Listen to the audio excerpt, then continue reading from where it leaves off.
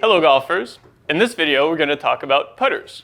So we have the same approach with putters as we do with the long game. So the first thing we're going to look at is height versus wingspan.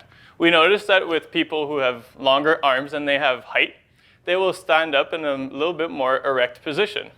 Whereas people who have shorter arms than height will be a little bit more hunched over, will have a little bit more knee bend. So that will have an impact on lie as well as putter length. The second thing we look at is calibration. So it's very important for golfers to be able to feel the same way as what they see. So what's really cool is when we put tilt in our putting green, we ask people to pick out a line and to see if they're actually aligned to that spot. And if they're not, their body will try to accommodate that and try to get the ball to start on their intended line. So once that is done, we have a good idea of the lie, the length of the putter, we have a good idea of what the person sees, then we can go into different putter models. So I have two putter models with me right now that are pretty much the two opposites, okay? So I have a blade putter here. Blade putters will typically be much smaller in size, and we'll have a tendency to redirect our attention closer to the ball. That attention that is closer to the ball will give us the impression that the face is a little bit shut.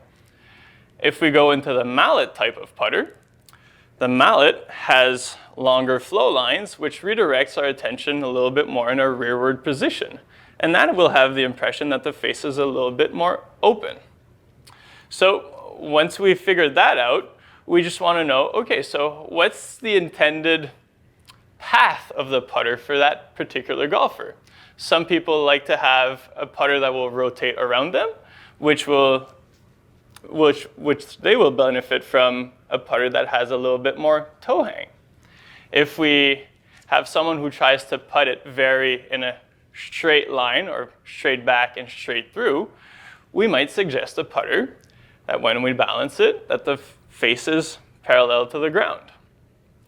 Once that is done, we're going to look at the finer points of putting. So we're going to really hone in the lie, and we're going to really hone in the loft of the putter to make sure the ball is rolling in the proper manner.